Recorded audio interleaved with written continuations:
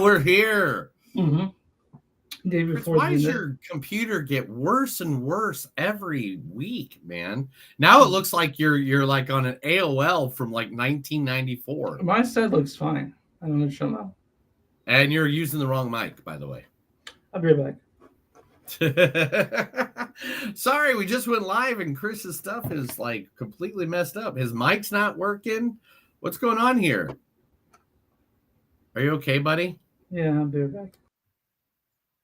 Yeah, see, every time this happens, I try to love him. I try to coach with him. And now I just don't know what to do without him. Today is the day before Halloween, so it is known as Devil's Night. We're going to have a good time today. And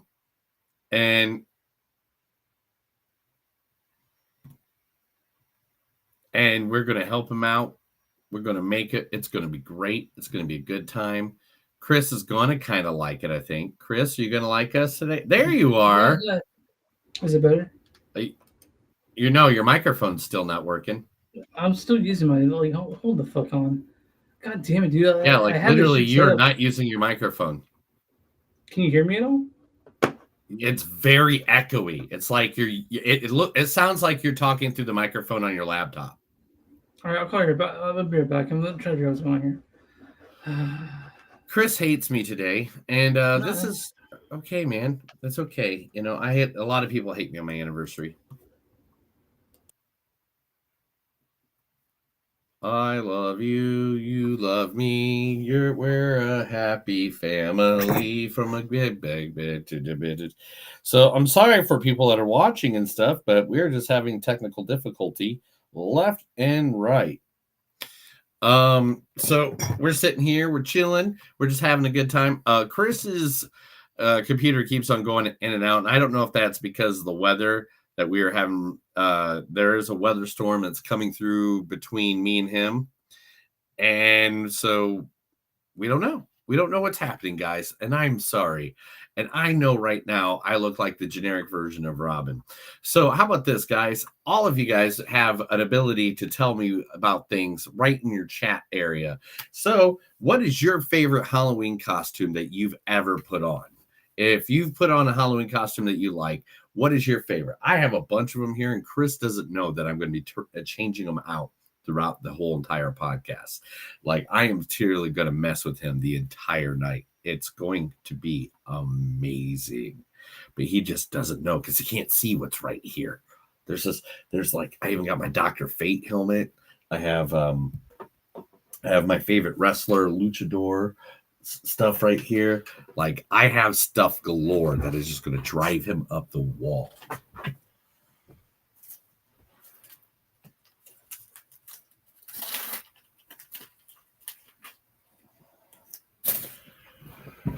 All right. So we're just waiting for Chris to get back. If you guys have any questions or anything like that, I can inform you that today we are going to be reviewing Caddo Lake, which is a lake based off of a lake down in Texas, one of the only major lakes that Texas has.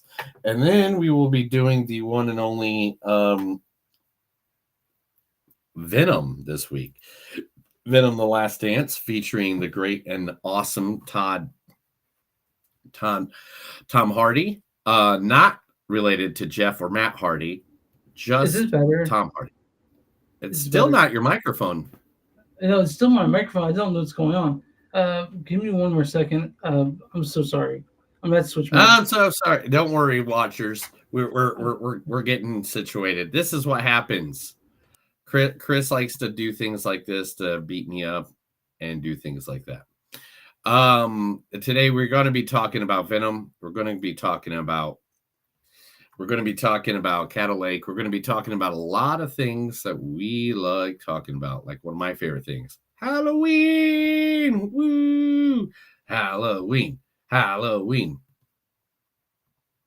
Now, do any of you guys love a good Halloween? I love Halloween. I am a massive fan of Halloween. Me and my wife actually got married on Halloween.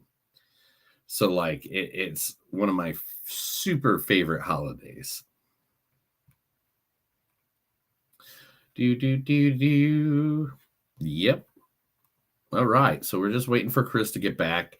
He had some technical difficulties again. There is some bad weather in the area, so we don't know if it's him, if it's who it is exactly. And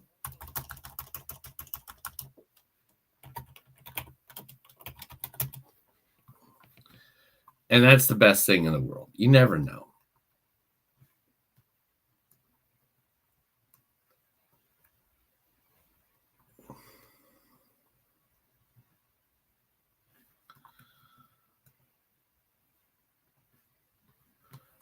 Early in the morning, rising to the street, waiting for my co-host so we can get this podcast on its feet. Got to find a reason things went wrong. Got to find a reason why my podcast friend left me forever. Oh,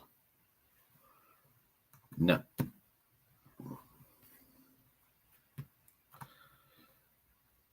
Chris used to love me, and now he doesn't. And it's okay, because I still love him. And that's all that matters, folks, is love. Love matters.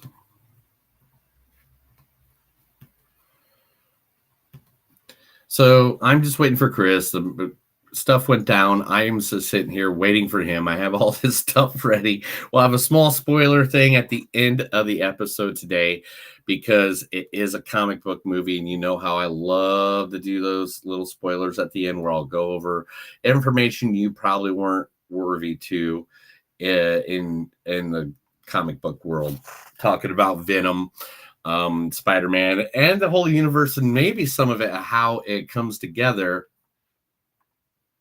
with the MCU, because this movie does seem like it might be lending itself right into the MCU. So we're going to have a lot of fun with that conversation, see what we think about that. But literally what we're waiting on is Chris, because all his machines are broken and he hates me. That's what I'm going to take from this, is that Chris hates me and nobody likes me. And I'm just going to sit in the corner, unloved. Oh, there he is. He's back. Let's see. Chris! Neil. Yeah. Okay. Yeah, okay. No. What the fuck is going on? Your microphone is not coming through on my side. Fuck! I restore my computer. I don't know what else to do because Give me 1 second. Let me make sure it's not on my side. It's not on my side. You sure? Positive. Oh, man, I'm sorry. Fuck. And it says your input out is the microphone and not your laptop, right? In Restream, not in your stuff. In Restream. Yeah, you can hear my sound. It's coming through my microphone. It's coming through your laptop. All right, let me check my sound settings around here. I know the difference of what it sounds like when it's coming through your microphone and when it's coming through your laptop.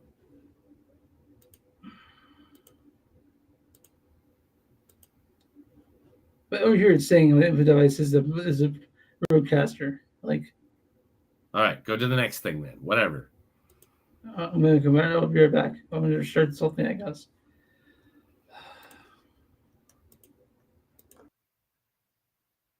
The weirdest part about this is that it was perfectly working until I went live. We were talking perfectly fine, right? Back and forth between each other. And then all of a sudden, when we go live, that's when the problem occurred. So I'm going to blame society. Early in the morning.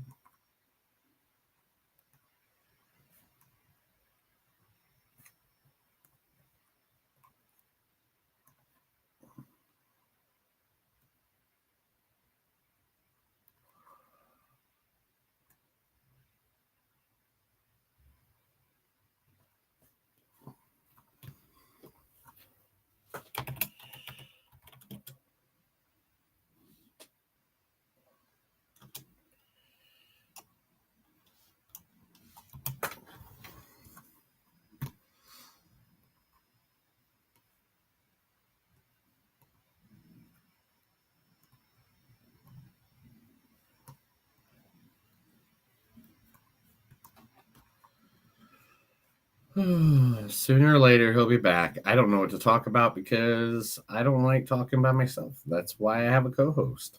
I can sit here and talk to you about everything under the sun, like wrestling. I'm a big wrestling fan. Are you a big wrestling fan? I'm a big wrestling fan.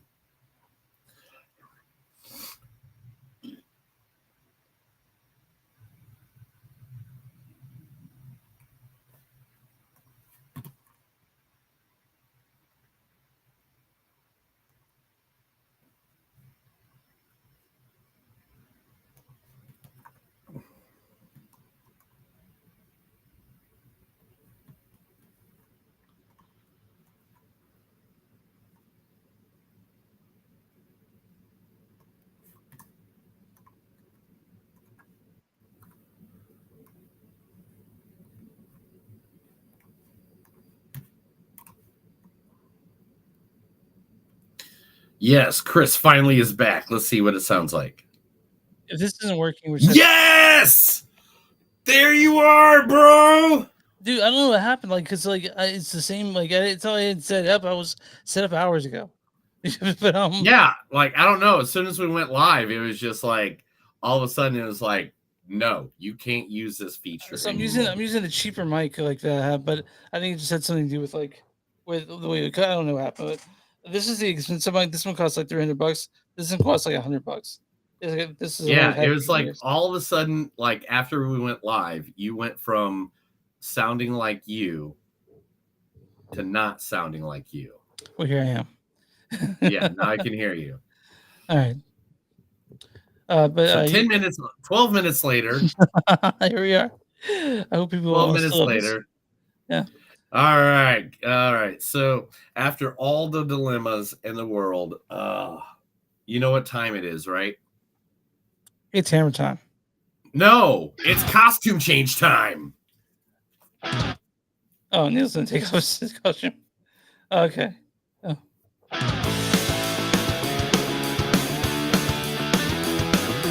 It's a show by Chris and Neil with all great movies. They are the real deal. We watch them all, so you don't have to.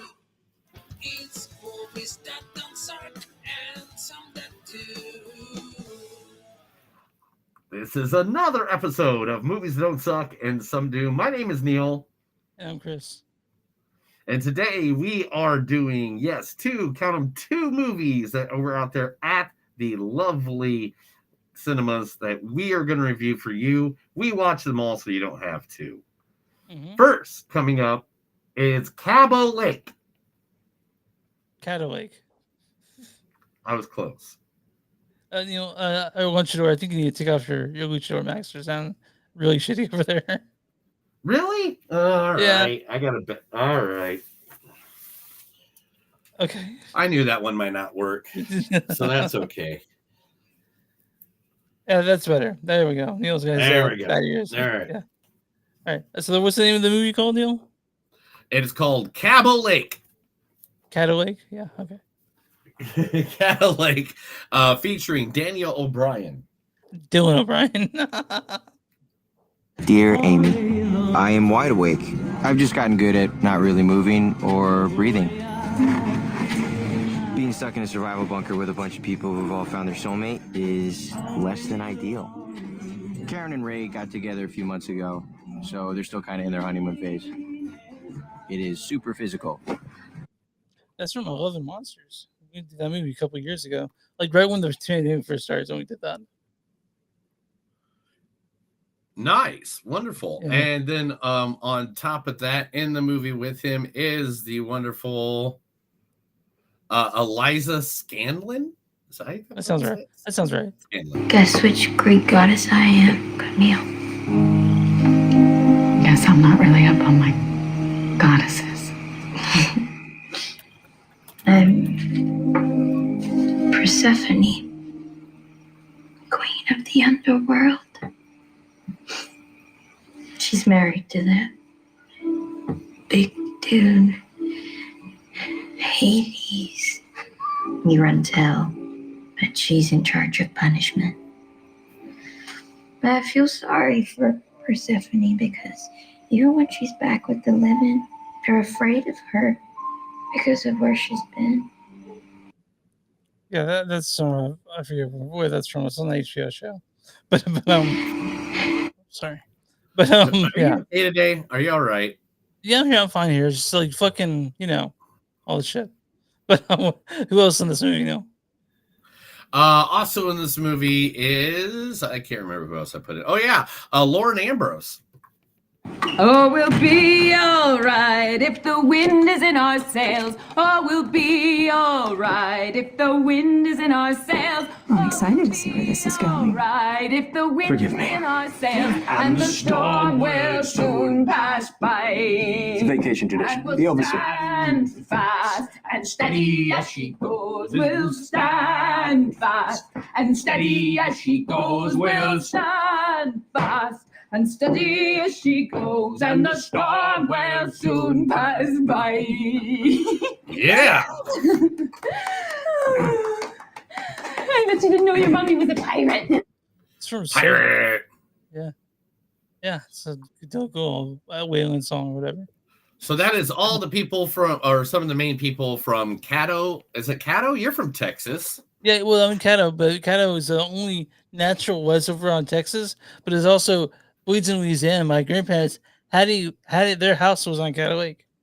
Caddo Lake's in Texas. And Louisiana. Oh, it's only Texas. No, it's not. You want to go tell anybody in the state of Texas that whatever's in their state is. Do you want to tell me that I fucking had a grandparents that lived in Oil City, Louisiana, that Caddo Lake was also there? I'm sure Texas owns it. What Caddo Lake is in Louisiana. I have visited Texas enough that I know that if you tell them that they don't own the property that you tell them. Caddo Lake it's between Texas and Louisiana, and my grandparents had a lake house on Caddo Lake, which was really just a swamp in Oil City, Louisiana. So, in fact, not an unfun fact about Oil City, Louisiana, it's the first offshore oil drill was in Caddo Lake in Oil City, Interesting. Louisiana. Yeah. So interesting. Yeah. And I bought I caught a bass there and we ate it. So. All right. And the second movie this week, of course, everybody, is the one that everybody's talking about. Mm-hmm. You, your mother, your cousin, your brother, and everybody. That's right. Venom is the one that we're talking about this week, featuring the one and only Eddie Brock. Not that Venom. Not that one. I'm sorry. Venom is the movie that we're featuring this week, featuring the one and only Woody Harrelson. No, not that one. Not that one either. Gosh dang it. Venom, The Last Dance. All right, featuring the one and only, the guy who is awesome in about everything he touches, except for that one movie, and we all know that it wasn't his fault. That was just a bad script. Tom Hardy. Oh yeah, he did he? That's good of him. Right, listen. When you see him next, you tell him from me, yeah, that I say, fuck Charlie, right? And fuck his brother, yeah? And fuck that fat Georgie Cornell that hangs out with him. Fuck your face, yeah? Yeah? And fuck the fucking lot of you as well. What do you think of that? Hey? You like that? You won't mind if I fight back, will you? Well, you think you can manage it? It's more from your pride, really, to be honest. I warn you, I'm not going to fight fair, though. That's why I brought these. All right. Now, before we start, I've got a little joke for you. You'll love this one. Paranoid schizophrenic who walks into a bar. Some Hardy whipping some ass. Yeah. Yeah. Also, some of the role Neil's talking about is let the games begin. When that's what Neil's talking about that we don't talk about, right? We don't talk about that movie because it was just such a god awful movie. That whole series. Anyway, also in this movie, oh man, I didn't even try to listen to this to see if I could get it right. It's fine. Let's see if I can do it. Chiwetel Ejiofor. That's good enough. How long do you think you can really run from us?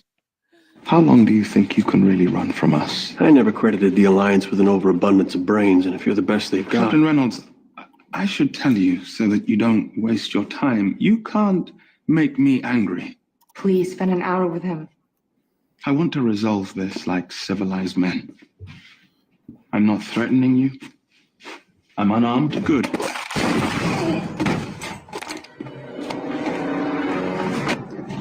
I am, of course, wearing full body armor. I am not a moron. From Serenity. I know, right? Yeah, it's a good Right? movie. Good It's show well chattel and judge for. Oh, you guys too while we're doing this. Good. Yes. I'm glad you got it. So anyway, also in this movie, one of the most famous sitcom actresses of all time, Juno Temple. Fucking upsetting. I tried to watch the video this morning and immediately, boom, I was right back to being 15 again, reliving that moment where this topless photo I took for Jimmy Daniels was being passed around at school. Teenage boys can be awful. Miss Daniels was my teacher. No. Well, men who act like teenage boys actually are awful. I'm not an idiot. I know there are tons of topless photos of me online. Those were my choice. Absolutely. It makes a huge difference. Yeah. Is there anything I can do to help? Restructure society so women aren't constantly sexualized while simultaneously being crucified for being sexual. On it. From Neil, can you hear me through that? Yeah. Okay. That's from one of the best shows of the past 5 years, probably, right? 100 years. Ted Lasso. And last 100 years, man. It's probably one of the greatest shows of all time. Let's just be honest. It's amazing. It's amazing. Who else in this I movie? probably sound like Darth Vader at this point, don't I? Yeah, kind of with that on. Yeah. Dr. Fate. And I wonder how he always screams so much in the comics and stuff like that. He's like, I am Fate.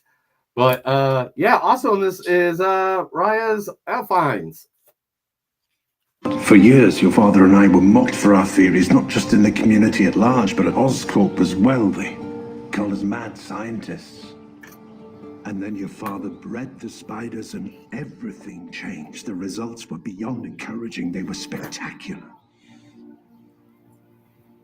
We were going to change the lives of millions, including my own. Then it was over. He was gone. Took his research with him. And I knew without him, So that's from These Amazing Spider-Man, right, BoJack? Yes, that is definitely from. I don't know what that was from. Amazing Spider-Man. Spider-Man does everything a spider can. And we have anyway, yeah, it's from Venom. We will talk about Venom later. Everybody, Chris, tell where everybody we have one more. You give me one more. Oh shoot! Did I really? Who did I get? Oh yes, the great Stephen Graham. How'd you wash your hands, love? I know. Sorry, what? In the sink. In the sink. Which All sink? right, Ante. Which sink?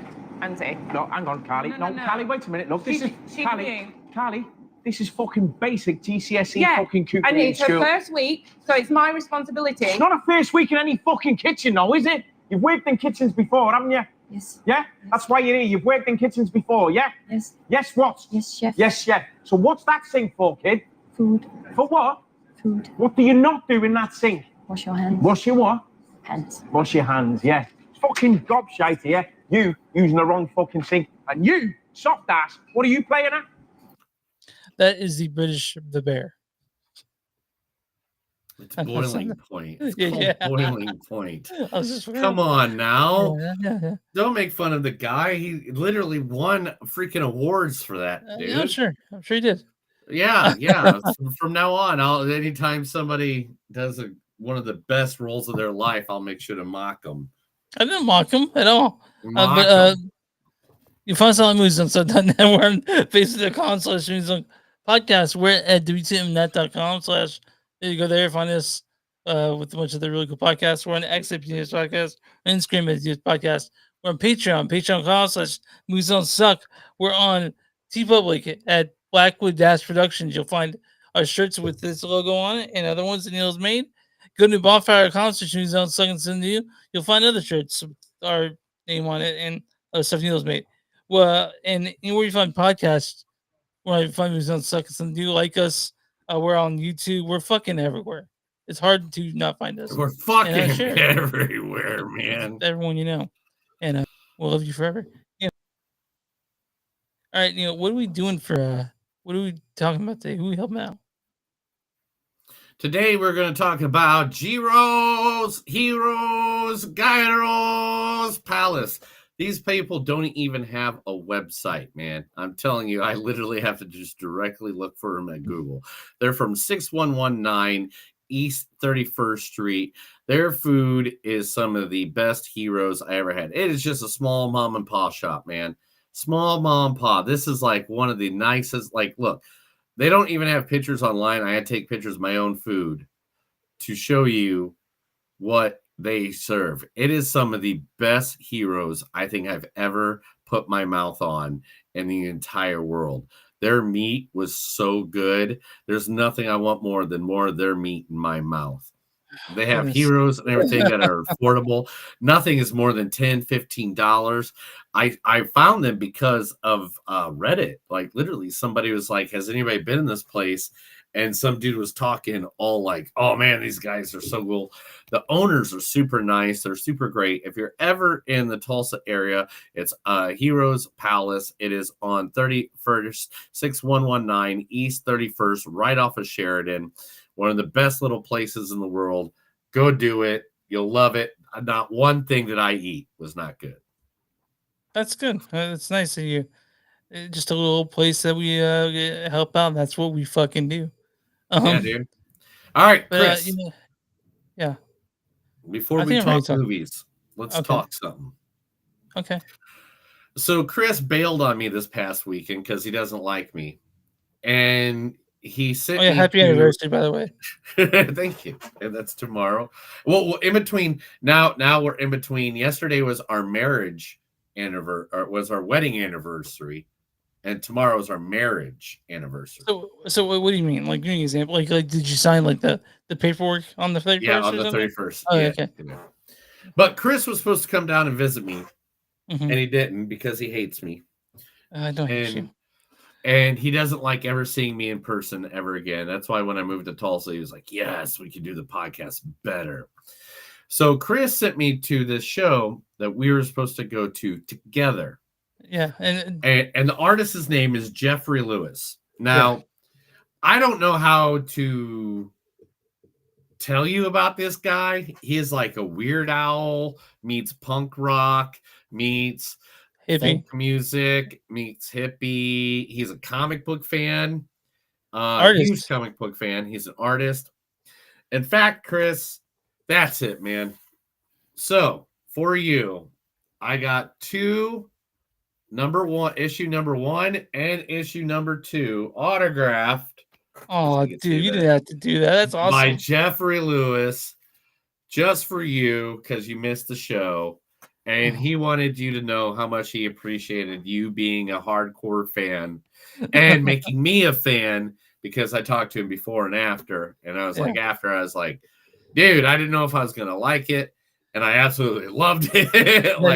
He was the nicest guy in the world. Puts on a great show, doesn't he? Oh, it was fun. There's one song, it's not recorded anywhere. But what it was is he told the entire history of Vietnam from the 1700s all the way to modern day, and he drew it all in comic book. So he had a sheet of paper that he literally was just sitting there like, and he was just like telling it, and it was funny but informative. And I just looked at the guy next to me, and I'm just like, I did not know I was going to learn this much today at the Rock. Did he do the one about Harris? Come on, Harris. No, he did not. He's an Oklahoma man. He knew better. He knew what not to do. And then he's like, afterwards, he was like, man, I feel like I could have got away with that. So it is not Halloween here, but we'll wish everybody a happy Halloween. Happy Halloween! Happy Halloween! Fuck yeah! But it's Devil's Night. Does that mean the devils are close to us? Devil's Night. Yeah. I mean, I feel my tattoo burning right now. So, Black Phillip is burning through his pants. But I'm glad you do. I can't wait to get those. It's very good, very nice of you to do that. Yeah. So I'll need your physical address again. Go ahead and can you tell me your physical address real quick? I'm not telling you my address in the air, but I will say that come on, there's only like 7 people watching. I have a podcast, another podcast, Rec Night, where Jeffrey Lewis was on it. He was a guest for an hour, and so you've talked to him. Why didn't you tell me that? Oh, I don't know, but here's the thing: he came to Kansas City about a year ago, and I mentioned the podcast, and it was just so fucking awkward. like it was awkward, but he was awkward, I was awkward, we were awkward together. But on the podcast, he was great. He You cried. should have told me that. I would have totally let up with that. Yeah, well, if you want to listen to it, I find it. So, but yeah, I talked to him for an hour, and he's he's my I'm a big super fan. So I was just terrified talking to him. But I didn't know what to say, and I was like, "Hey, man, I don't know if I'm weird or not, but I'm also stoned." So he was like, he liked my honesty right away, and then he asked me a question. He goes, "What's your oldest comic book you own?" And I was like, "Ooh. What is the oldest comic you own?" I think it's either going to be a Lois Lane or it's a creature feature I have. I go, I don't know if I know that off the top of my head. And he was like, I understand that. But so you guys talked about, his thesis was on Watchmen. What's that? His thesis was on the Watchmen. Yes, I know. We were talking about that. Yeah.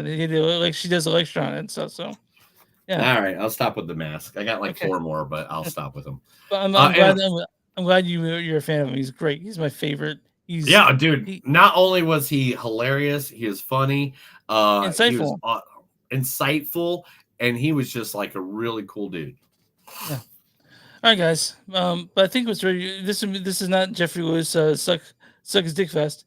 I mean, I'd be there, but we are. Why do you gotta be so vulgar all the time? Why can't you just be like, this ain't a appreciation post? No, you got to be like straight to we're sucking his dick. Well, we kind of were though. No, we were just appreciating the man and his art. Jeez. All right, let's get into it. I love Jeff Lewis. Let's talk about Caddo Lake though. Yes. Caddo Lake, directed by Logan George, and my thing. Ever since the thing happened, I've been trying not to open as many windows, thinking that it was directed and written by Logan George and Celine Held. This stars Dylan O'Brien as Paris. Dear Amy. Lisa Skylin as Little. Guess which Greek goddess I am. Carolyn Falk as Anna. Lauren Ambrose as Celeste. We'll be all right if the wind is in our sails. And Sim Hings as Ben. Diana Hopper as C. Eric DeLange as Daniel. And finally, David Maldonado as Sheriff Mark Taylor. Neil, what's really the storyline for Caddo Lake? I hate you sometimes. Have you seen the storyline? Yeah, I see it. Okay. In Louisiana, near the border, is. Go ahead. Sorry. I can leave. Do you just want to do this one? I can get out of here if you want. Sorry, just keep going. That's okay. Sorry, Neil was talking to me today. He's in Caddo Lake, Texas, but this is Louisiana, near the border of Texas, which is Caddo Lake. All right, Neil, start over. What's the storyline for this? All right, cool. All right, in Louisiana, near. Oh, are you back now? Okay, sorry. Yeah. In Louisiana, near the border of Texas, the mother of the young man Paris has a seizure and falls off a bridge while driving her car with her son. He saves himself, but is not able to rescue his mother that disappears in the Caddo Lake. In a house near the lake, the rebel teenager Ellie lives with her mother, Celeste, her stepfather Daniel, and her 8-year-old stepsister Anna. Ellie has arguments with her mom because of her father that she never knew and questions whether he really died. When Anna disappears in Caddo Lake, Sheriff Mark Taylor organizes a search party to look for her in the lake. Meanwhile, Paris is researching why his mother had seizures when the water level is so low in the lake. Ellie decides to look for Anna in the lake and finds a mystery in the lake. I don't like that. That whole description was the worst one ever. This is the top one. Yeah, this one's the best. When an 8-year-old girl disappears on Caddo Lake, a series of past deaths and disappearance begin to link together, altering a broken family's history. I like that 10 times better than that whole paragraph I just that last one also, it had like, it said lake a lot. It was weird. But so Neil, when I told this to you later in the description, like after you're done watching it, you wrote some that do. That's what you just sent me. So Neil, I share criticisms of this movie, but I do appreciate it. I want you to leave with what you thought of this movie. All right. At first, I thought it was going to be smart and witty. Then I realized it was just dumb. The whole thing was just dumb. Like, none of it makes sense. None of it could really happen.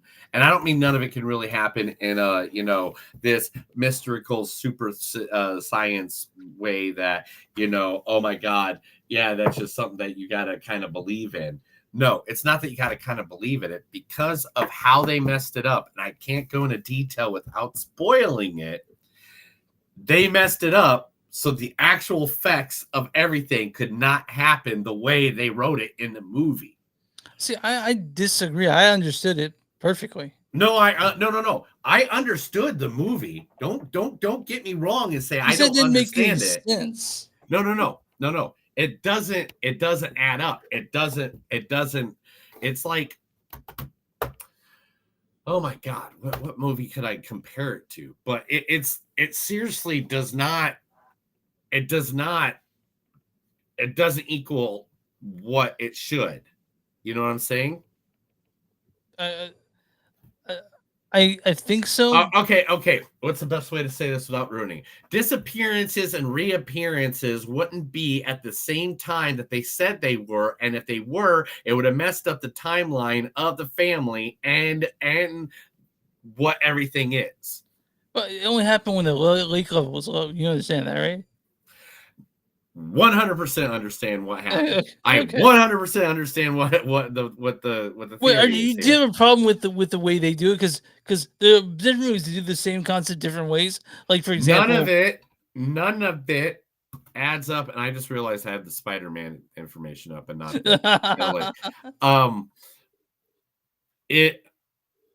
it doesn't add up timeline wise in each family and how things progressed in each family. I disagree.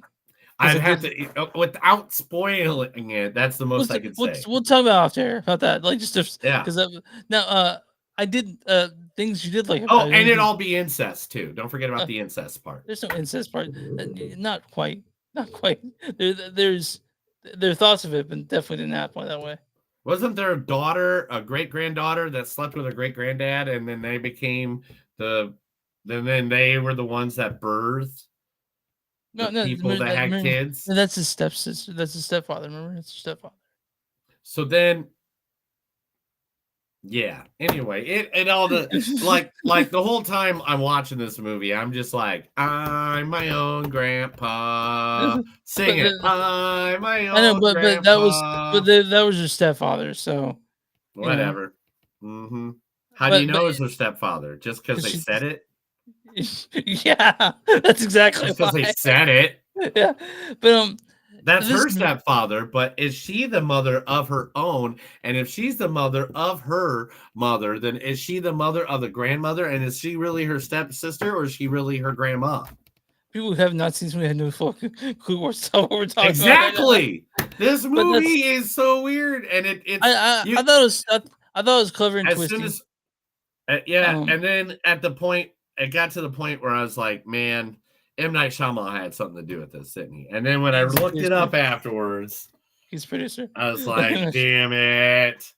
Damn Yeah, it. I Is actually this done by his daughter? Is this one of his daughters that did no, this? that's Watchers. That's Watchers. But I like this movie.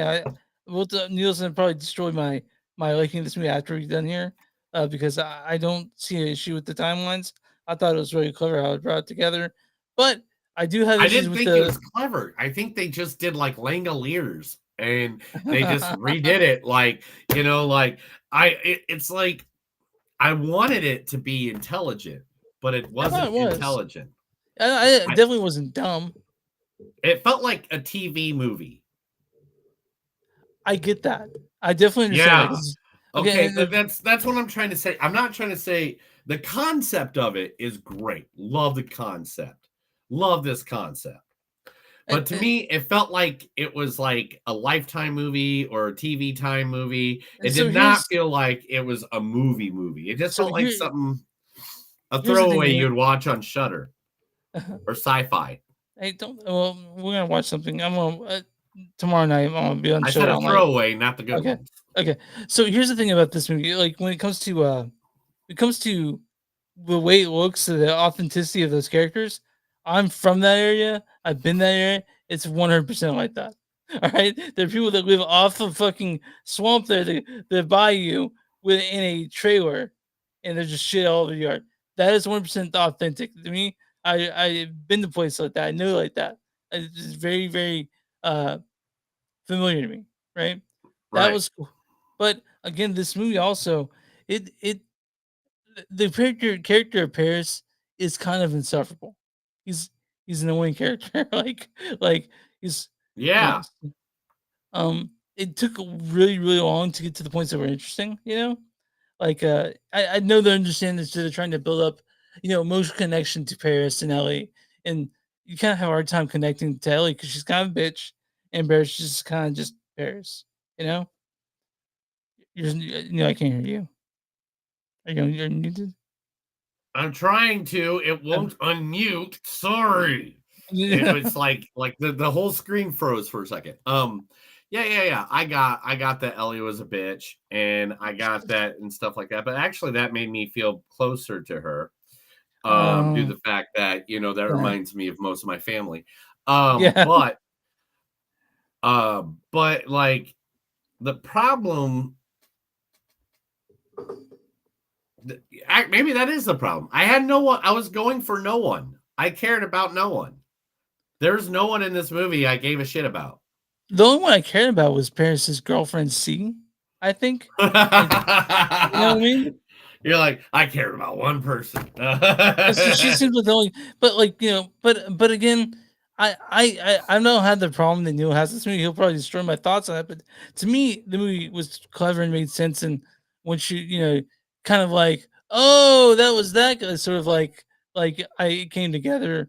Maybe not the best for Neil and has problems with the plot. I don't. Maybe the problem is that I picked it up way too early. Maybe, and you just sort of thought you sat with Like it. there's a certain scene, without spoiling anything. There's a certain scene where a boat went missing, and I knew exactly what happened. Oh, see, I was like, ooh, what happened? but no, me, I was the opposite. I was like, oh, I know what happened. That's I got that. Okay, now I already know where this is going, and because of that, maybe it didn't give me that surprise factor that like it gave you. So it did give me that sensation, that rush, that you got from it. Yeah. And then because of that, probably from that moment on, I was kind of like trying to pick the scabs. Yeah, I was trying to find the cracks in the story, and maybe that's what happened. Okay, guys, if you guys want to watch this, it's on Max. Max. Not HBO, just Max. I enjoyed the twists and turns in this. It's a twisty turn movie. It's exactly all it is. But that again, that's the problem. That's all it is. Like that's all it is. It's not okay. Maybe that's the problem with it. It didn't feel like it had substance. It had a great idea. Mm-hmm. But I just felt like none of the characters made me feel like I should care about them. Yeah, it's I don't think we spent enough time with the characters before all the crazy shit happens. Well, I even think we spent too much time with them. Honestly, I think because it took a long time to get to the interesting parts. You know, but this movie is only like 20 minutes. no, it's hour and 30 minutes. Yeah, it's 93 minutes or the 99 minutes, and it really fit its time. You don't hear me say this often. They could have added 10 more minutes, maybe made it so I cared about the characters a little bit more, and maybe that's where this movie went wrong. But my score in this, because I don't want to give you too much away. If you guys want to watch it, it's a little supernatural sort of thriller thing, I guess. It's PG-13, so don't expect titties or anything. But my score in this is like a 3.5, 3.6. It was a little sleepy. I'll say this movie was pretty sleepy, and so, but it's I didn't think it was bad by any means, but it's just there. And like Neil said, I don't want to admit it, but it's really like a TV movie. So, right, like it was. I'm gonna give it like a 3.3. Like I love the idea of it. I just nobody caught my attention. Nobody was like, "Hey, man, here it is. This is what we need. This is who it is. This is what's going on." I don't know. Nobody caught it to where I was like, "Man, I love this character. I want to be in love with this character forever and ever. You are my best buddy. You are my friend." I always say the guy who played Paris is very good looking. He's a good looking man. Yeah. What, Daniel O'Brien? Dylan O'Brien. Dylan O'Brien. Yeah, the guy from Love and Monsters and Maze Runner and all those, also Teen Wolf and all the other. Yeah, the guy who was, why do you think he did all the teeny bopper stuff and he was the main character in all of them? Because he's a cutie. He's a cutie patootie. All right, Neil. So you have this 3.3. I give it 3.5. I'm on Rotten Tomatoes now. I'm gonna do this. I know that he ate it. What's the popcorn meter or rating on this? The audience score. Oh man, I'm gonna have to say what the audience member score is 61%. 81%. Oh wow, that's a lot higher than I thought. Neil, what's the critic score for Caddo? 72%. 76%. A little bit higher. See, I knew they were in the 70s. Critics' consensus is a windingly intricate and delirious sci-fi thrill ride washes over the senses and steadily flows through Caddo Lake. I'm gonna read a bad review and a good review. This is from Jacob Aller of AV Club. He says, "Held in George's film twists and turns, but charting their narrative swamp is a simple and unrewarding exercise." And I think that's what Neil thought. It was not good enough for him to like. But this is from Jennifer Green, who comments to me. She says, "This twisty, time-traveling mystery squeezes in maximum moodiness and spins out of its lush southern setting and complex characters." I guess, that's how I feel about it. Oh, wow, I kind of guess. That didn't come in right. Ooh. But yeah. So, did you hang out in swamps like this? I gotta tell you, man. Within an hour of getting there, my nose would just be fucking just filled to the gills. I had bad allergies in the lake, but yeah, I did go on that stuff. Yeah. Yeah. Do you hunt alligators? No, not alligators. They weren't under the lake, I don't think. But there are alligators there for sure, and lots of gar. Why didn't you hunt the alligators? Because I'm not an alligator hunter. You look like you're an alligator hunter. And you had a twin brother, so if you lost one of you, at least you had. There's another one. Yeah. Yeah. See, I figured that was a missed opportunity from your family.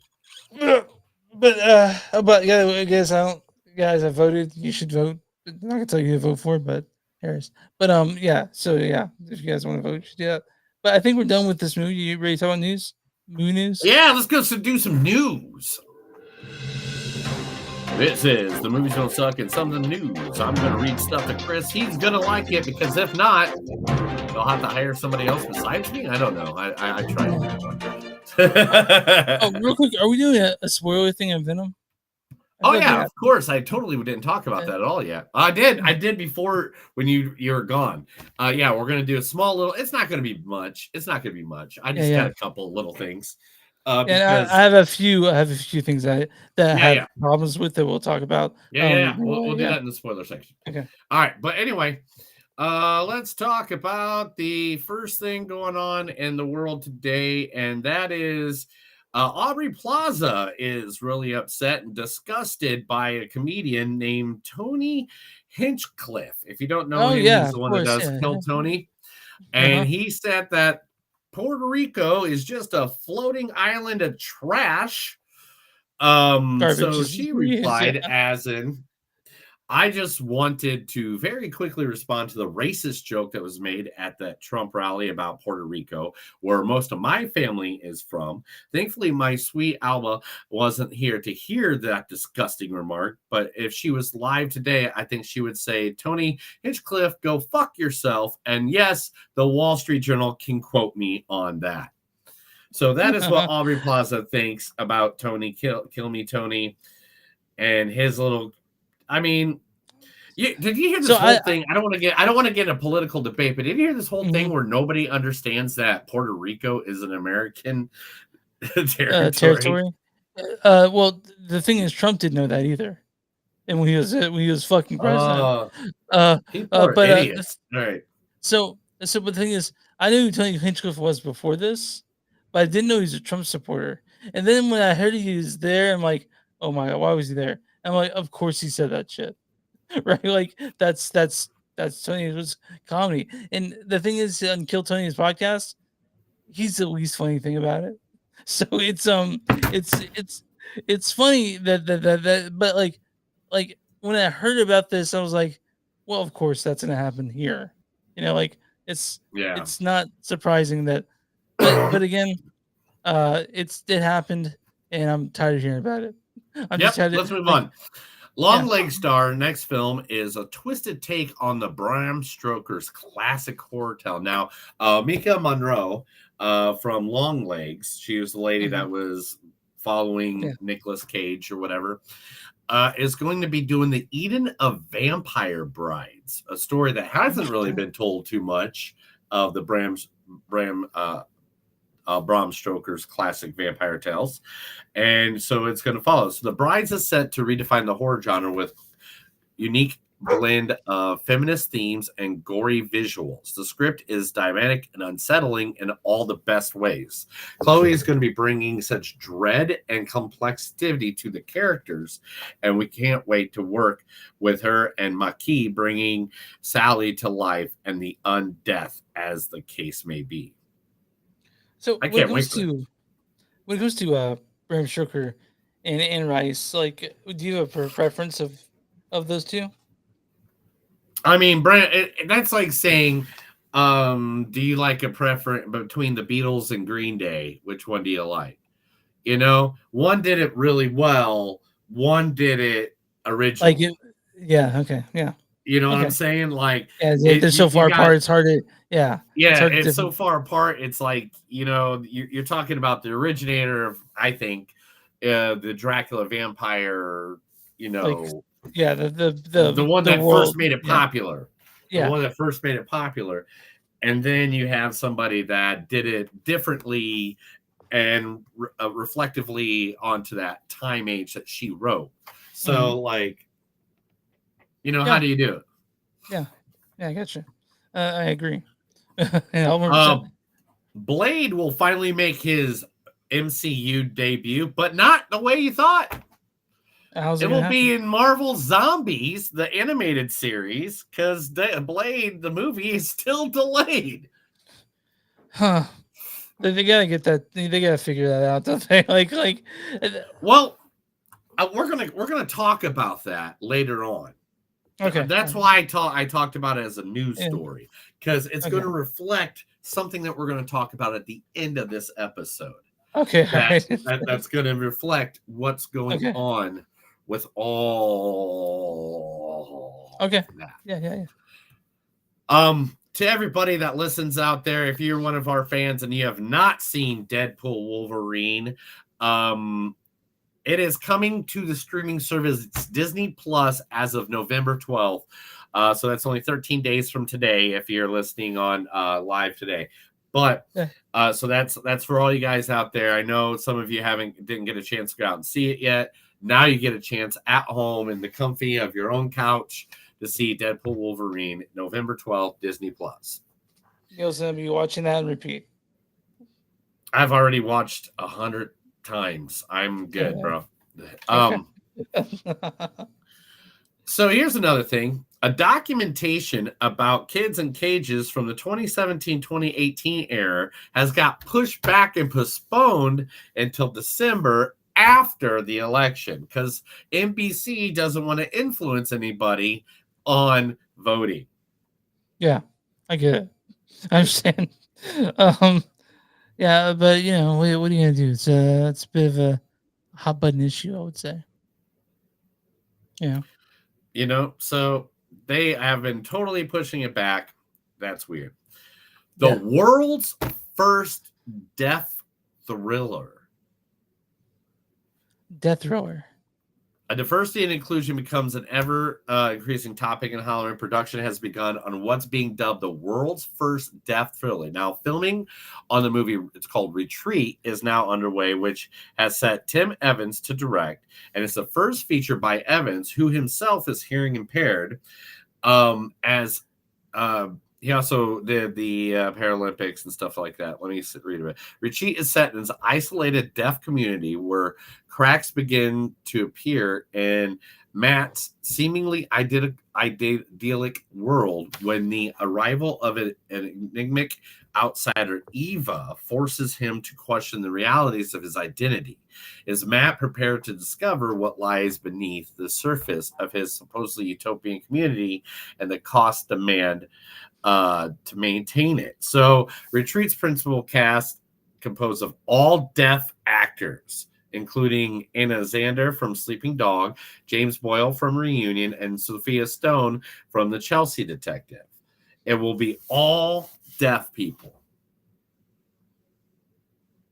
That's cool. I like that a lot. It's a big community. It's overlooked, so we definitely have to review that one.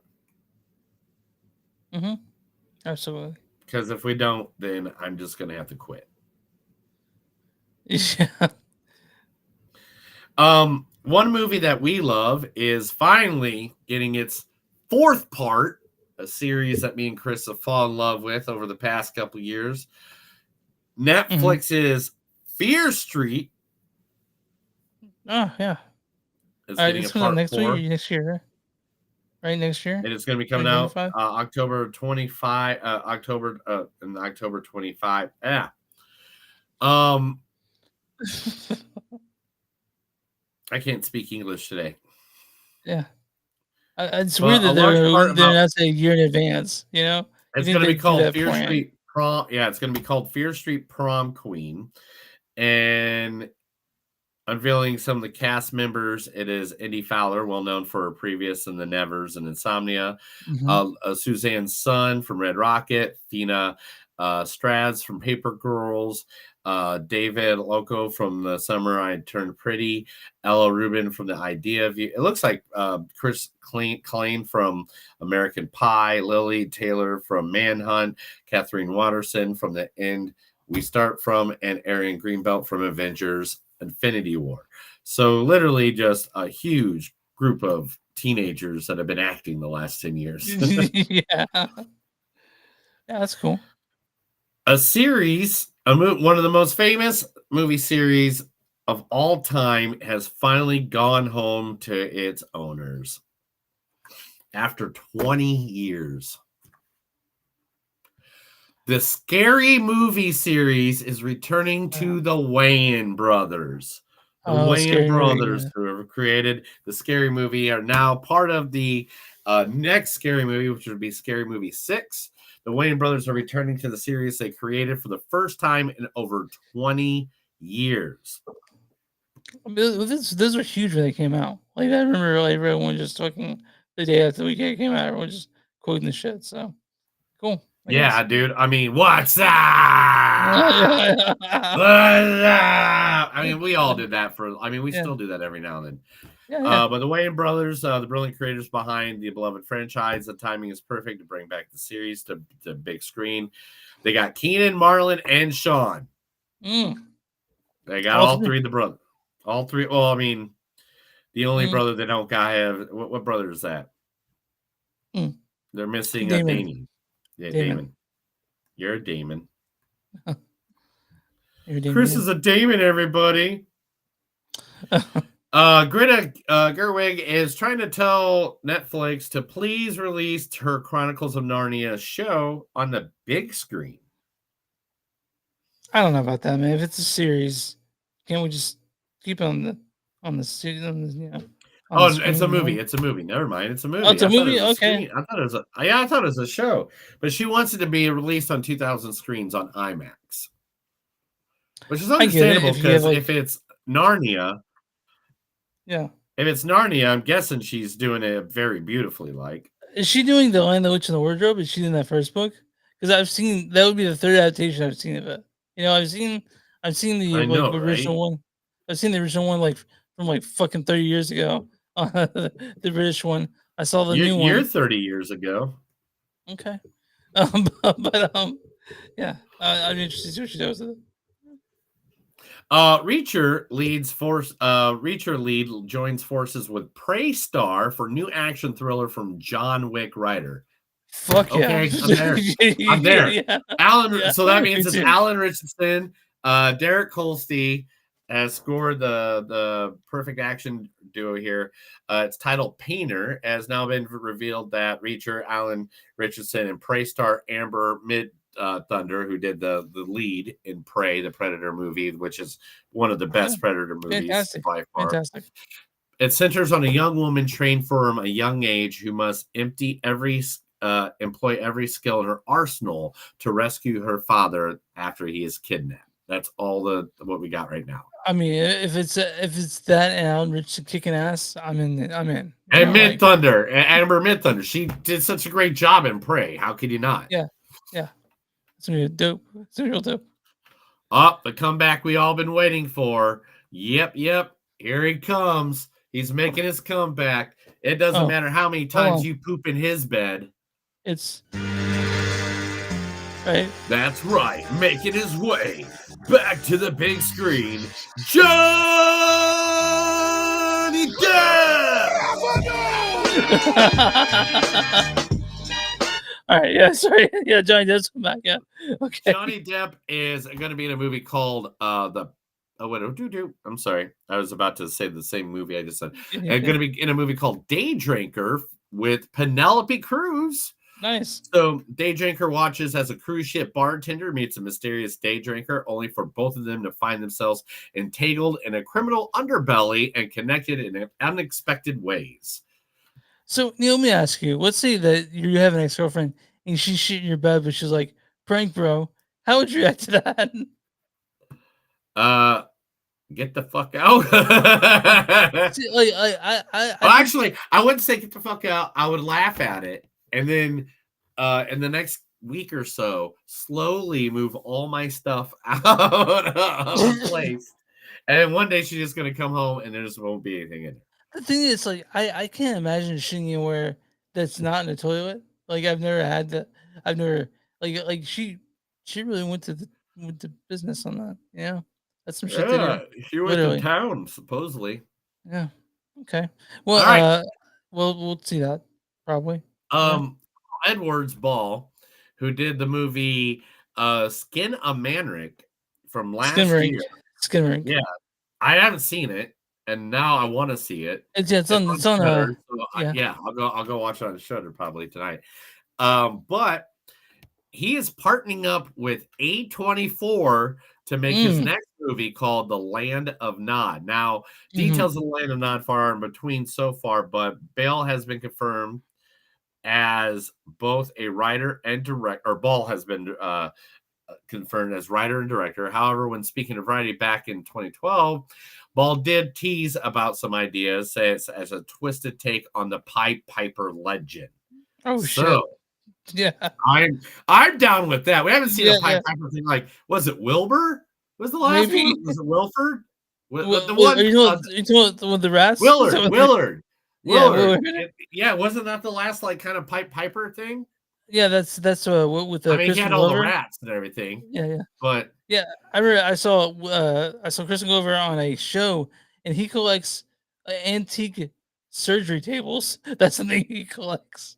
So crazy fuck Kristen Glover. But yeah, I'll see that. all right. So Running Man is sounding better and better every single day. The Stephen King adaptation, which we all know, Edward Wright is the director. We know Glenn Powell's in it, Josh Morleen, Kathy O'Brien, and Lee Pace have all signed. But just today signed the wonderful, the great, one of our favorite actors, Mr. William H. Macy is now in the film as well. So now you're adding, because usually when I'm thinking Running Man, I'm thinking those big buff guys that are killing and stuff like that. None of these are really that, except for Josh, I think, and Glenn. And now you got like William H. Macy, who's just like, no matter what you put him in, he's great. It's a great movie. Right? I'm looking forward to it. The Running Man movie.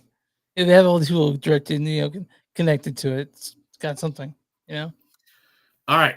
So Jumanji 4 is now in the plans. It'll be coming out 2026. And the reason being is because I don't know if you know this, but The Rock's probably going to be wrestling at WrestleMania. Oh, you're going to be there, right? Row 5, right? Yeah. Row 5. So that is going to be coming out. They're already working on that. Have you ever had blood splatter on you or like flung on you? Yes, but a long time ago, not at a WWE event. Okay. King of the Death Match. Okay. Army Hammer's trying to make a comeback of his own. Good luck, man. I guess. It's a podcast. He's going to be doing a podcast. He's going to be the Army Hammer Time podcast, where he talks about things that happen that led up to everything that happened. So does he talk about the best way to cook people and eat them? Because that's what I feel like he did. I don't know, man. Best recipe. I don't know about that. I mean, like, good luck, I guess. I don't know. I mean, as far as I know, he's done some really shitty things. Yeah. And then he not breed. Didn't he brand people? Yeah. That's what I heard, that he was branding people. Yeah. Nothing's been brought against him because he could do the insufficient evidence, but people have come forward and they're like, he did some really gross, weird shit. So I don't know, man. I don't know what to do. Yeah, I don't know what that. John Lithgow is 100% signed up for Shrek 5, telling us that Farquaad is back, baby. Okay, all right, man. Yeah. Well, I guess that's cool, I guess, right? Yep. One of our favorite movies of this year, Alien Romulus, has green lighted for a sequel, so they will be going with the cast from Romulus. It's going to kind of continue, probably like Aliens and Aliens 3 with Ridley Scott. So, cool, man. Romulus was dope. It's the best alien movie in years, But right. I love Alien Romulus, and I don't know how it's not going to be somewhere in the 15. Yeah, in the top 15 of the year. It was really fun. I got to start writing the list already, man. I got to get started already, Well, yeah, it's just that like these last couple months, they always float up with good shit. Like I'm not right before award season. Yeah, like I'm looking for. I'm expecting Nosferatu to be in my top 15. Yeah. It goes at Christmas, so. Remember last week I told you that they're going to be making a live action Prince Charming movie? Yeah, I wasn't really that excited about it. Right now, in talks to play Prince Charming is the one and only, one of the most beautiful men alive, Mr. Chris Hemsworth. Okay, maybe I'm interested. Now I'll see it, right? Yeah. Now I'll see it. One of the most popular video games of all time, and one of the first ever computer games of all times, is now going to become a live action movie from the team that brought you Blades of Glory. That's right. Oregon Trail, the live action movie, is in development by the people who brought you Blades of Glory. So it's a comedy for sure. Yeah, I'm looking forward to seeing this. And I mean, I don't know. I gotta see who's going to be in it. You know, because yeah. if you haven't Did you seen ever the play show Oregon Miracle Trail? Workers, yeah, Yeah. of course. I mean that I'm old, dude. But if you ever seen the show Miracle Workers, they did a whole season where Steve Buscemi, Daniel Radcliffe, all them play the Oregon Trail. That they're in the Oregon Trail, and it's hilarious. There is And a website for Oregon.government.com. They actually have you can play Oregon Trail on like on your PC, like on the browser. So that's always fun. You want to do that? But I did that one day while working. So that's cool. Yeah. Last but not least, and this is going to lead into what I'm going to talk about later, so I Okay. had to tell you it. Okay. Spider-Man 4 is going to be hitting theaters just 2 months after Avengers Doomsday. Oh. So wait, was it 2026? Yes. Is that what that is? And I think I have this idea that this is all part of the next movie we're going to talk about. New segment is over. Let's go talk Venom. Oh, that's the wrong one. Sorry.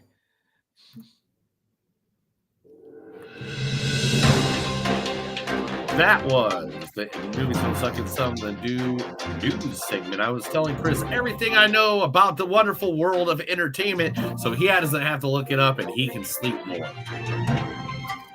I mean, I can sleep soundly, not knowing I have to look at it. So, we're talking about Venom, The Last Dance, which supposedly the name is just to say it's the last Sony. Yes, imagine Venom. This is directed by Kelly Marcel. She wrote in both the first Venoms and the third one, but this is the first one she directed as well. This stars Tom Hardy as Eddie Brock and Venom. Oh, yeah, he did he? That's good of him. Right, listen. That's good enough. I mean, what did you not want to use Eddie Brock from a different one? Because usually we use never mind. Usually we use the same like the same character if it's a sequel. Never mind. Oh, you know what? Oh, okay. This is what happened. Okay. I was stoned and it was late. And the first clip that came up was Legends, and I was like, I fucking love Legends. Okay, all right. So Judah Temple is Dr. Teddy Payne. Fucking upsetting. I tried to watch the video this morning and immediately, boom, I was right back to being 15 again. We got Cheetah Ejiofor plays Strickland. How long do you think you can really run from us? We got Rice Ifans as Martin. For years, your father and I were mocked for our theories, not just in the community. Stephen Yeun plays Detective Mulligan. How'd you wash your hands, love? This also stars Peggy Lou as Mr. Chen, Clark Bacco as Sadie, Cristo Fernandez as the barman. You know, football is life. That guy. He was football is life. Yeah. Football is life. Alani Beck plays Nova. Haley Flynn plays Echo. We got Dasher Cloud as Leaf. Andy Serkis as Noel. He's in this. We got Reed Scott as Dr. Dan Lewis. And I guess that's everyone that we can really matters. Neil wants to read the storyline for Venom: The Last Dance. In Venom: The Last Dance, Tom Hardy returns as Venom, one of Marvel's greatest and most complex characters for the final film in the trilogy. Eddie and Venom are on the run, hunted by both of their worlds, and the net closing in. The duo are forced into a devastating decision that will bring the curtains down on Venom and Eddie's last dance.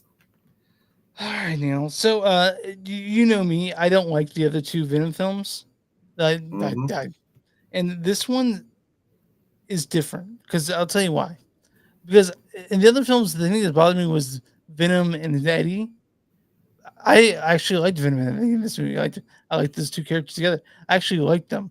The thing I don't like about it is most very, very, very buddy cop. It was very buddy cop this time. Different than the other movies. This one, like, because they're like, it was kind of heartwarming. They finally accepted each other by this point. By this point, they accepted each other. Yeah, they're not fighting. They're just buddies. But the problem with this movie is everything else about it. And I'll tell you why. Because so it starts out in Mexico, right? And I'm not getting anything away. They start in Mexico, and you find out they're on the run. And so they Man on the run. And they go to places where you would never go if you're like it was a plot that it struggled to fill 90 minutes. I know. And also like, this could have been a cartoon because all the action that happens is all Venom and also choices that no one would make. Like, this movie's full of choices that no one would make. And I'm not saying that because honestly, the action in this, all of it was stakeless. It meant nothing. All of it. It was garbage to fill 90 minutes. I like Tom Hardy because he commits and he's good. And I do like that they have the report they have in this, but there's a fucking dancing in this. Like, what the fuck? Right? Yes, the dance scene drove me insane too. I'm not gonna lie. It reminded me of the dance scene. All right. So what is up with Tony? What is up with Sony and them having anybody that looks like a black spider doing dance scenes? What is up with that? Spider-Man 3? Yeah. Spider-Man 3 when he was Venom. It's Spider-Man 3. Well, not when he was Venom, but when he was, the Black Spider-Man cosplay. He had a whole dance sequence. Why do they think Venom wants to dance? Sony, Venom doesn't want to dance, bro. The plot itself was just a way to introduce Noel in later films. Like by the way, you see him there. You see him there. There you go. Yeah, and you got it. You got exactly what the movie was. But that's the problem, though. That's all it is. Like yeah. In the symbiotes, like they have a little bit to do. Like it, we'll talk about the in credit scenes and sports section. But this movie itself, the action was so stakeless. There were times I'd like wake up, Chris. You need to watch it because there are parts also that were fucking boring. And this movie shouldn't be boring. It should be thrilling. And when there's action that has no stakes, it's nothing to me. No. It doesn't mean shit. No. So there's no. So like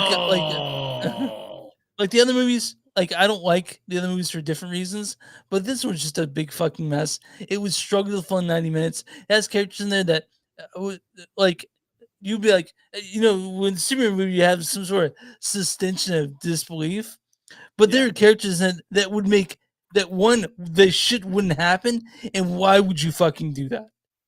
Like what makes you think this is a good idea? Yeah, and this is I'm gonna let me jump in here and start talking a little bit about this movie because I am the expert of everything comic book in our podcast, at least. But anyway, this movie was 100% what you said. There were spots where this could have been a lot better of a movie. Like, not to give too much of a spoiler, but there's this whole family in a VW van. And that could have been like a cool, like more of a great atmosphere, more of a great, idea going on. Mm-hmm. But it didn't. It just kind of died. And everything that went on in this movie should have been a little bit better. But for some reason, it just didn't. It just ended, or it was just dumb. It was like they're trying to make a road movie with these guys. But then again, I agree with Chris on this point that every decision that these guys try to make was just dumb. Yeah. Like, it was just like, no, if you're on the run, especially you being whoa, what the heck just happened? I don't know, dude. What? Whoa. You took away you tried to change the background, is what happened? No. Oh, no, I accidentally clicked on something. There we go. But anyway, so like the whole like he's a reporter. He's been a reporter for years. He should know how to go hide somewhere. And sometimes they make him so stupid, and he shouldn't be that stupid. You know what I thought was interesting? The first movies are predicated with Michelle Williams being a part of it, and they don't miss her at all in this. Like they just stuck Juno Temple on a role in there. Well, that's Barely, okay. you don't mind that part? No, because it's like a comic book. In a comic book, the next comic book doesn't mention all the people. But the first two movies did. The first two movies did. Great. Okay. So have you ever read a comic book and they don't mention anything that happened in the comic book before? I know, but this is okay. And it's a completely different story. Fine. But whatever. It's just this movie. It meandered. It did things like what the fuck? Like what did this matter? I guess not. And also like with stakeless action, because I didn't know both you and I know it wasn't gonna get released. And also it's like they introduced this plot device, like I guess that works. I guess that's how it's gonna be now. I guess that's how you're gonna that's the conflict in this movie, I guess. You know what I mean? Yeah, they kind of like it was like we finally got spoiler alert for an end credit scene that happened 5 years ago now, I think, or 3 years, 4 years ago. No Way Home.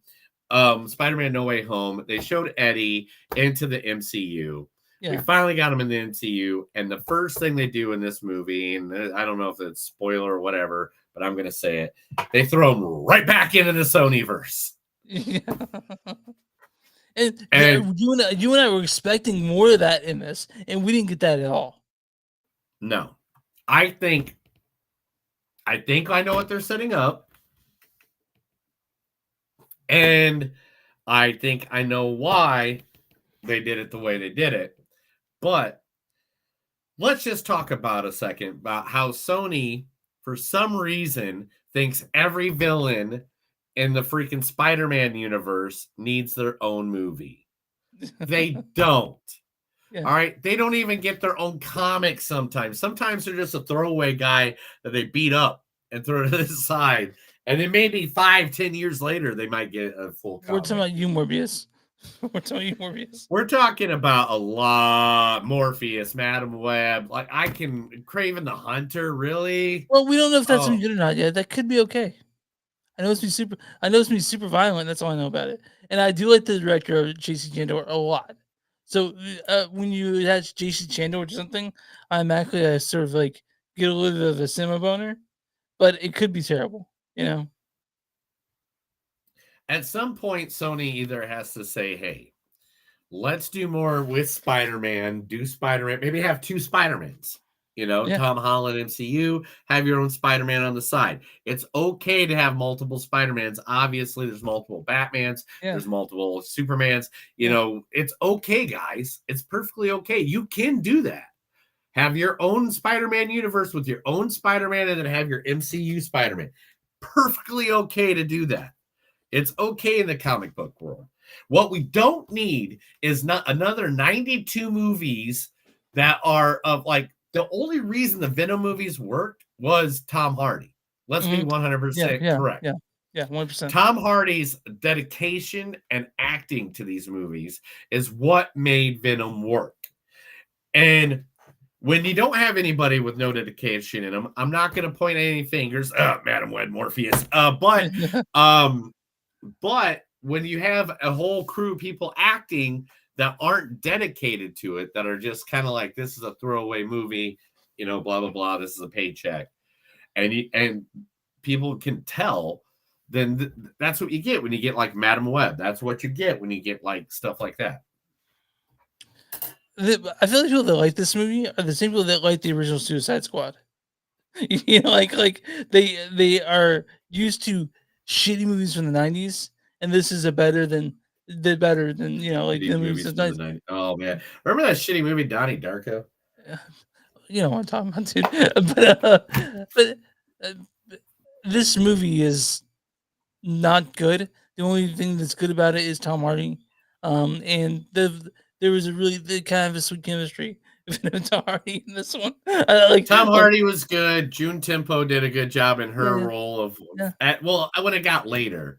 Yeah. Like at the beginning of it, it kind of seemed a little called in, but then by the end of it, I was like, okay, I'm into it. I was really a fan of, let's see. And let's talk about one of my favorite parts. Where is it at? Is that it? No, that's the dancing scene. Oh my god! because- What the fuck? I was ready for you to make fun of it, so that's Yeah. why I got to grab that.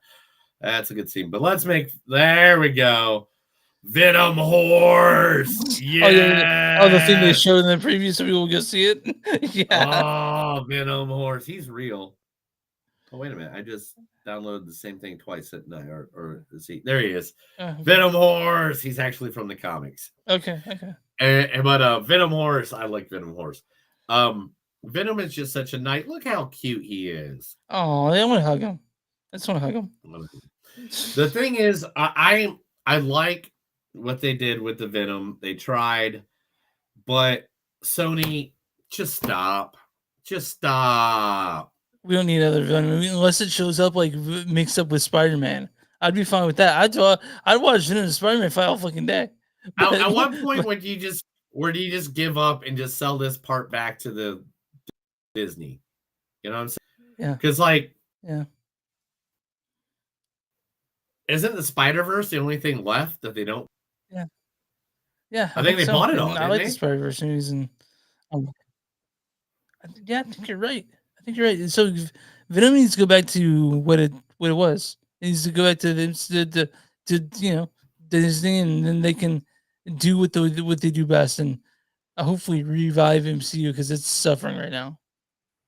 Yeah, and that's what I'm saying is like right now these Venom movies are 100%.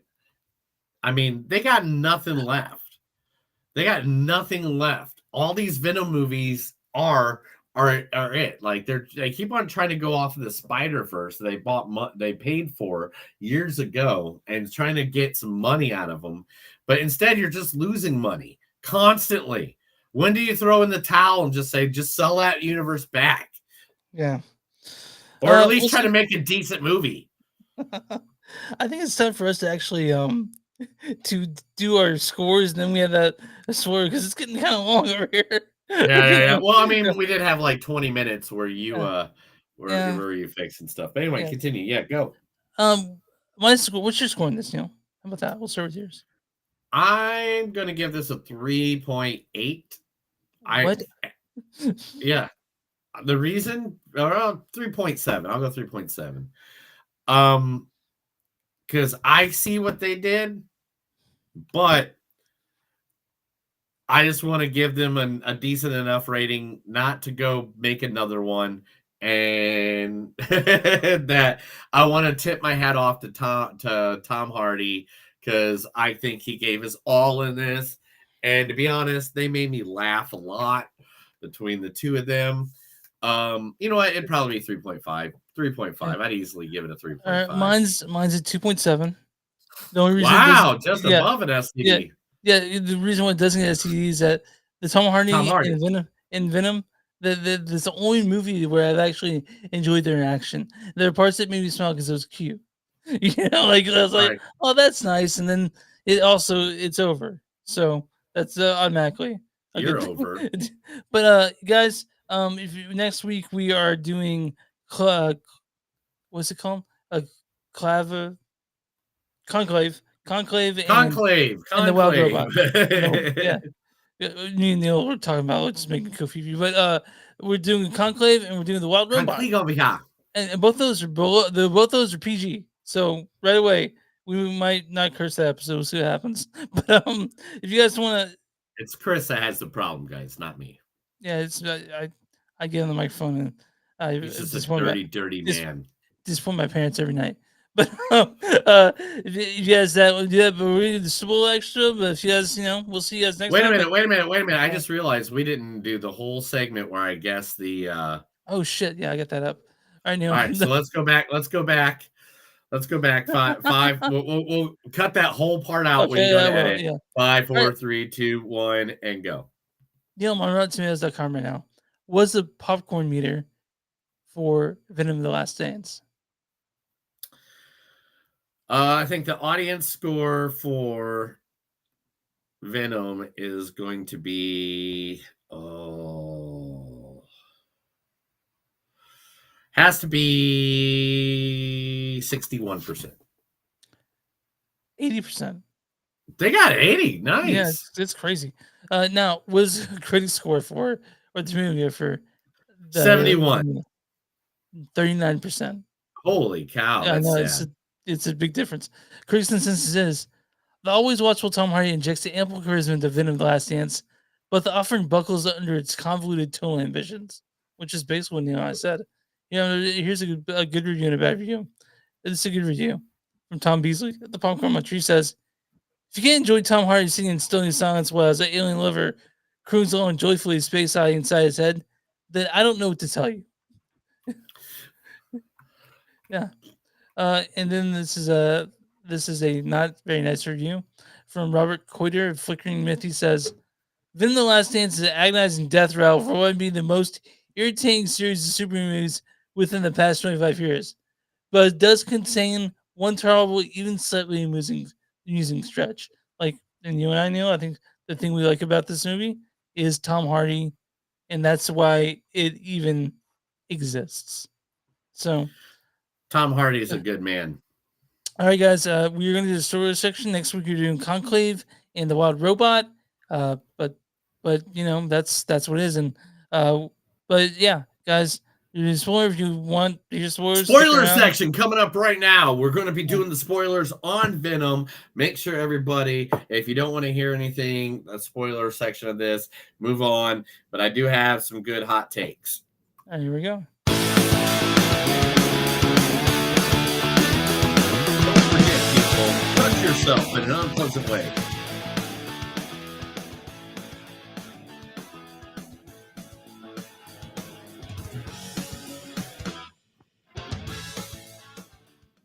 All right, spoiler section. Before I jump in, Chris, what questions do you have for the world? Okay, so at the beginning of the movie, he had stuck back into was he part of the blip? Basically, he was part of the blip.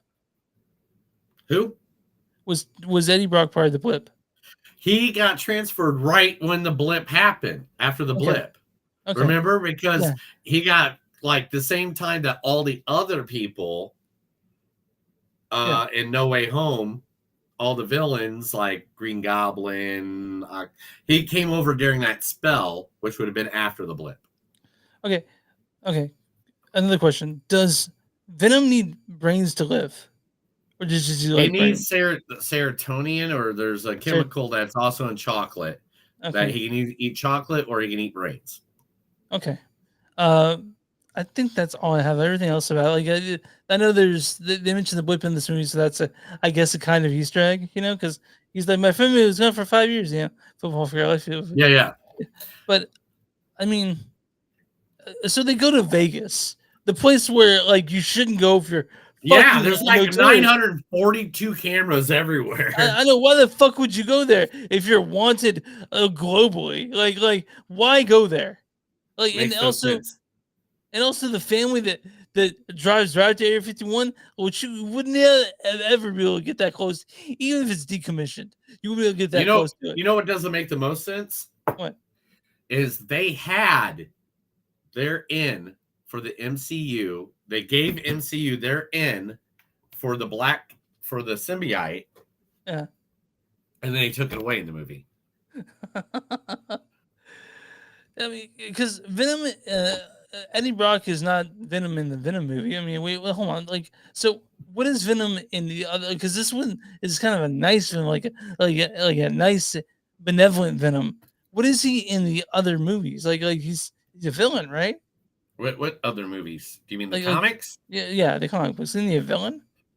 Yeah. I mean, originally he was supposed to be the Joker he was supposed to be the Joker to Peter Parker's Spider-Man. He was supposed to be the arch villain. When Todd Farland created him, what he was the black suit, came back from the Secret Wars. Mm-hmm. Not the Secret Wars they're doing the movie about. The Secret Wars that was in the 1980s. Okay. What those action figures are about. Yeah. in fact, the original. Oh, where's he at? There he is. Yeah. I just knocked them all over. The original ever Black Spider-Man outfit action figure, right there. The original Venom. I own them. Anyway, so originally, this is Spider-Man. Then Spider-Man's like, I got a black outfit. Oh, why do I have a black outfit? All of a sudden, he realized he's doing all this messed up stuff, and he takes off, and he realized he couldn't take off the black outfit that is a part of him, and he didn't realize this for like years, like it over controlled him, and then he got rid of it, and when he got rid of it, it was because with sound, as you can tell, sound is a weapon for the symbiotes, and it dripped onto Eddie Brock, who was in church praying because he just got fired because Peter Parker turned him in for faking stuff. And so he was the bitter enemy of Peter Parker. So that's originally what the story was.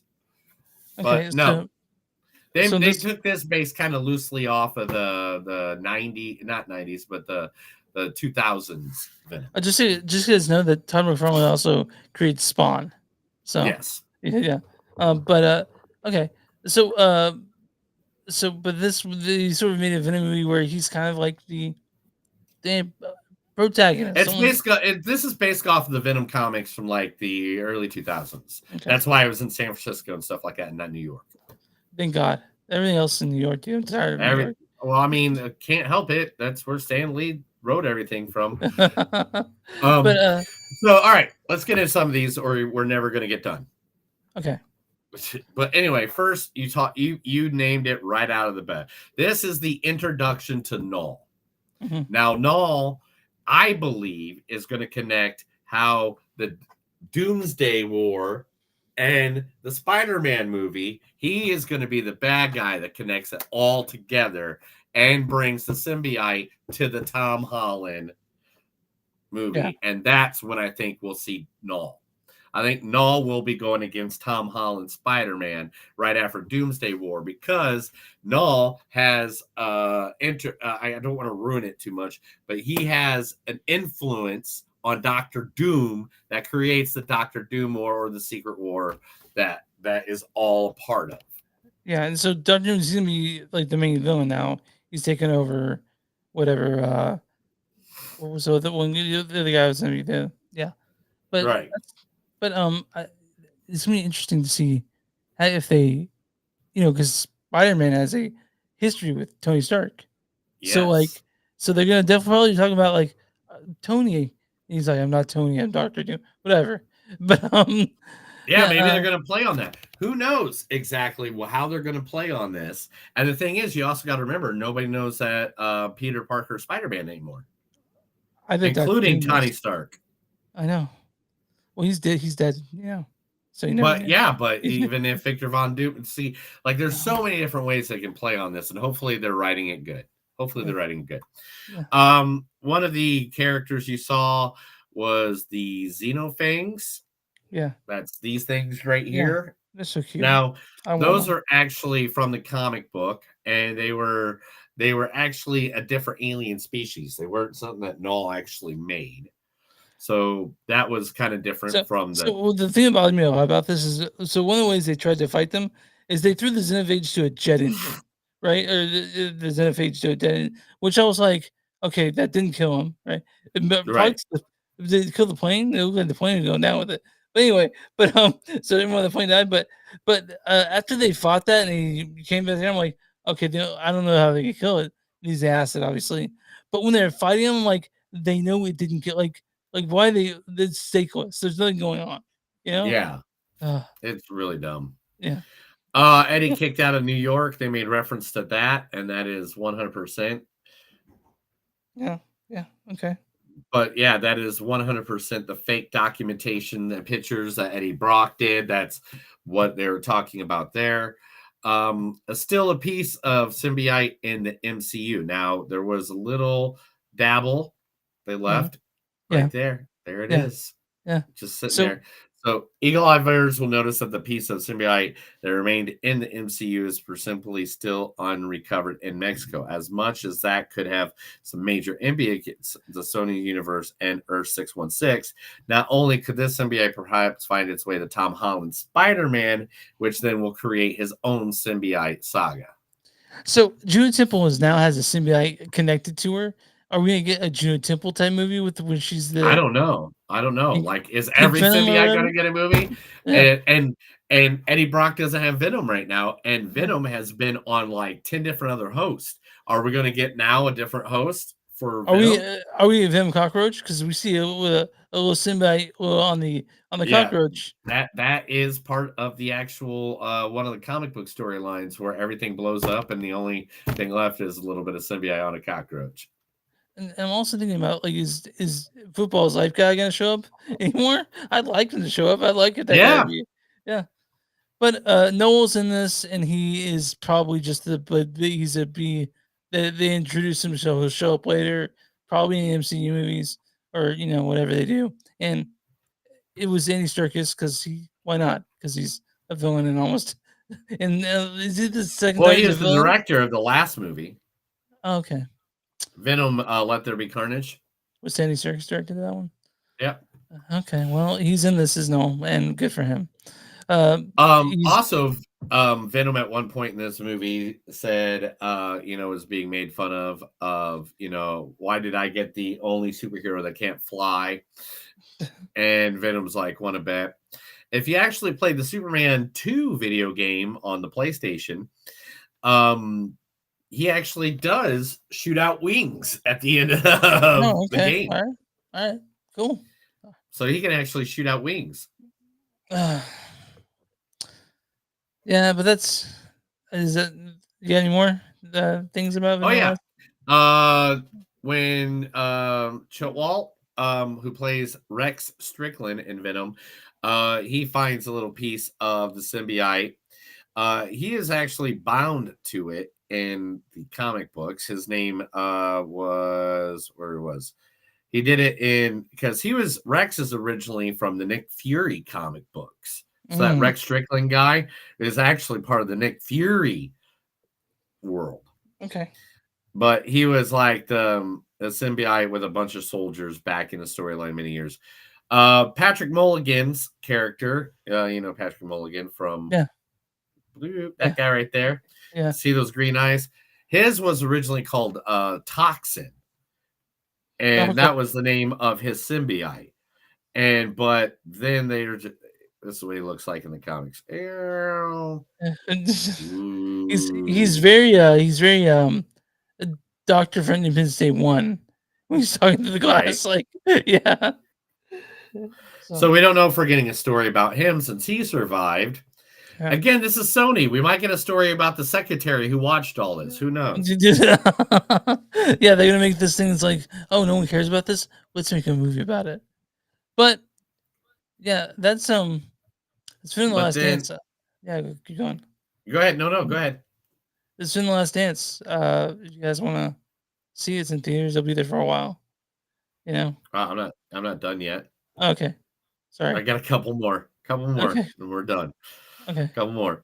The null sprawl that you see that they said the codex was that little sprawl, and that is actually in the comic books. That's a symbol of Null if he takes you over. So he can he can take over symbiotes. Okay. So that's usually what that was. And also, they rumored the everlasting, all black, the Necro Sword. They talked about it in the movie, which is really weird because it's the last time we saw the Necro Sword with Thanos or what? I don't know. Thor. Oh, okay, nice. So it's the Necro Sword. So that kind of connects them together somehow. That's weird to say. Yeah. Let's see. The government, of course, the Venom horse we talked about already. There's 8 different symbiotes in Area 55, and exactly what I said earlier. It's all leading up to this badass motherfucker right there.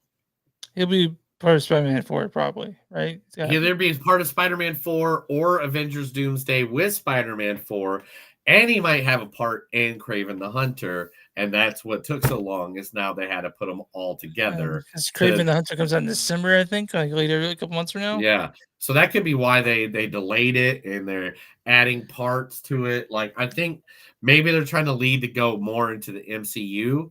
I don't know what they're trying to do, you know? Do you like Kraven the Hunter? Do you like that character? I like the character, yeah.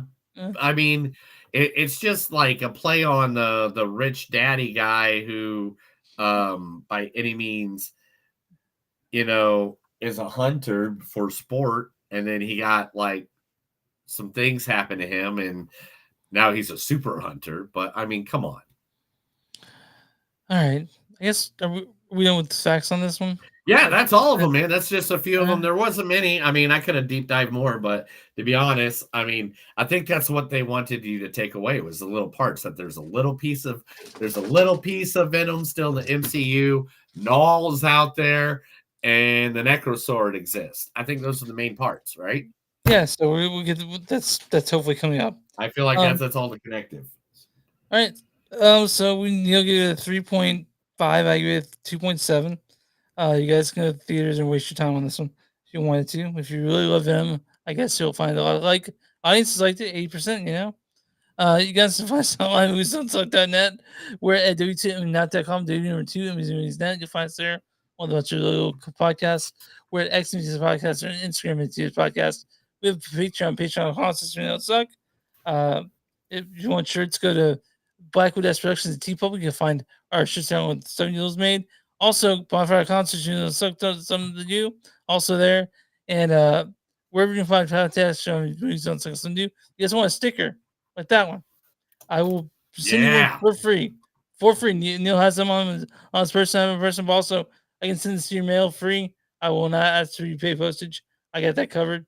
Just contact us and I'll get sent out.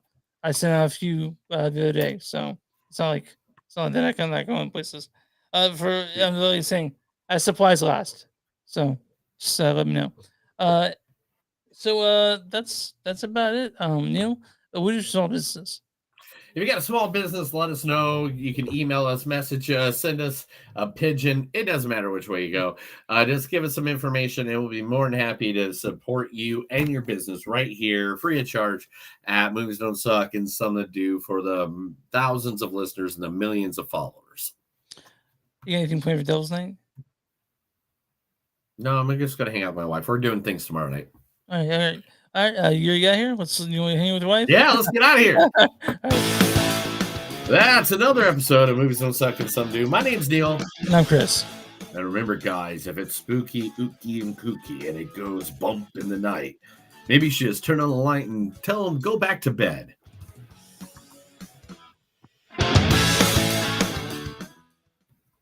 Hey, thank you guys all for who's still watching and following us. You guys have a good night. Thanks for joining the podcast. Sorry we had some problems earlier. It's all Chris's fault. My fault, sorry, guys.